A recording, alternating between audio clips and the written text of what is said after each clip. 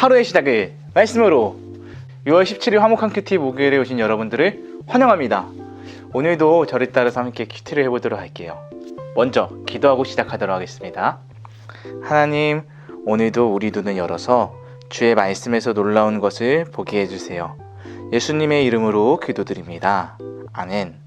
오늘의 말씀은 역대상 9장 1절부터 13절입니다. 역대상 9장 1절부터 13절 말씀 먼저 한번 들려드리도록 하겠습니다. 모든 이스라엘 백성의 이름이 다 족보에 올라 있습니다. 그리고 그 내용은 이스라엘 왕들의 책에 적혀 있습니다. 유다 백성은 하나님께 충성하지 않았기 때문에 바빌론으로 끌려갔습니다. 그중 가장 먼저 자기 땅과 마을로 돌아와서 살게 된 사람들은 이스라엘 제사장들과 레위 사람들과 성전에 있던 종들이었습니다. 유다와 베냐민과 에브라임과 므낫세 지파 사람들 가운데 예루살렘에서 산 사람들의 이름은 이러합니다. 유다의 아들 베레스 자손 중에 오데는 암미우스의 아들이고, 오므리는 이므리의 아들이고, 이므리는 바니의 아들입니다. 실로 사람 중에서는 맏아들 아사야와 그의 아들들입니다. 세라 사람 중에서는 여우엘과 세라의 친척들 690명입니다. 베냐민 지파 가운데 살루는 무술람의 아들이고, 무술람은 호다위아의 아들이고, 호다위아는 하스누아의 아들입니다. 여로함의 아들 이브니아와 미그리의 손자인 우시의 아들 엘라와 스바디아의 아들 무술람입니다. 그의 아버지 스바디아는 르우엘의 아들이고, 르우엘은 이브니아의 아들입니다. 베냐민의 족보에 오른 사람 956명이 예루살렘으로 돌아와 살았습니다. 이들은 각 집안의 지도자입니다. 10제사장 가운데 이스라엘로 돌아온 사람은 여다야와 여호야립과 야긴과 하나님의 성전을 책임진 힐기야의 아들 아사랴입니다. 힐기야는 무술람의 아들이고, 무술람은 사독의 아들이고, 사독은 무라요스의 아들이고, 무라요스는 아히두브의 아들입니다. 그 밖에는 여로함의 아들 아다야와 아디엘의 아들 마아세가 있습니다. 여로함은 바스울의 아들이고, 바스울은 말기야의 아들입니다. 마아세의 아버지 아디엘은 야세라의 아들이고, 야세라는 무술람의 아들이고, 무술람은 무실레밋의 아들이고, 무실레밋은 임멜의 아들입니다. 예루살렘으로 돌아온 제사장은 모두 1760명입니다. 이들은 각 집안의 지도자들이며 하나님의 성전에서 하는 모든 일을 맡았습니다. 설명하도록 하겠습니다. 역대상 1장부터 8장까지는 족보가 기록되어 있는데요. 그래서 9장 1절에서는요 이렇게 말하고 있습니다.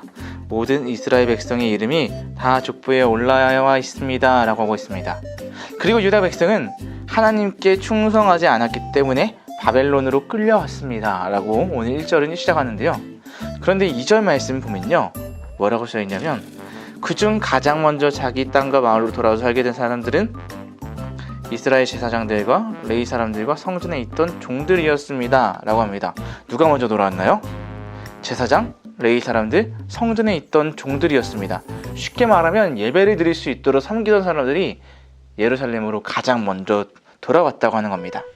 그리고 나서 3절 보니까요, 유다와 베냐민, 에브라임, 므낫세 지파 중 예루살렘에 살았던 이름들을 소개하고 있습니다. 베냐민, 에브라임, 므낫세 지파 사람들 가운데 예루살렘에서 산 사람들의 이름은 이러합니다 라고 하면서 소개를 하기 시작하는데요, 유다의 아들들을 4절부터 6절까지 소개하고 있고요, 베냐민의 자손들은 7절부터 9절까지 소개하고 있고요, 그리고 10절부터 12절까지는요 제사장 중 이스라엘로 돌아온 사람들을 소개하고 있습니다. 4절부터 6절은 유다, 7절부터 9절은 베냐민, 그리고 10절부터 12절까지는 제사장 중 예루살렘으로 돌아왔던 사람들이었습니다.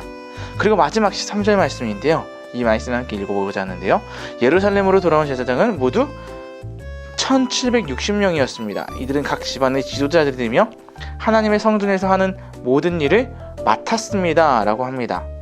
자, 여러분, 오늘 이 말씀에서는 어떤 것을 여러분들과 나누고자 하냐면 두 가지입니다. 첫째, 하나님은 돌아오게 하시는 분이시라는 사실입니다. 여러분, 하나님은요 이스라엘 백성들이 하나님께 충성하지 않아 바벨론으로 끌려가게 했습니다. 하나님께서는 그렇게 이스라엘 백성들에게 자신의 자녀들에게 징계를 하셨지만 다시 돌아올 수 있도록 하신 분이십니다.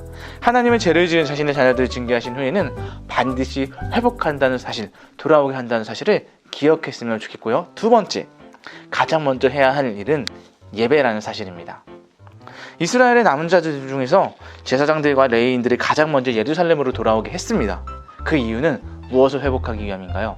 예배를 회복하게 하기 위함이었습니다.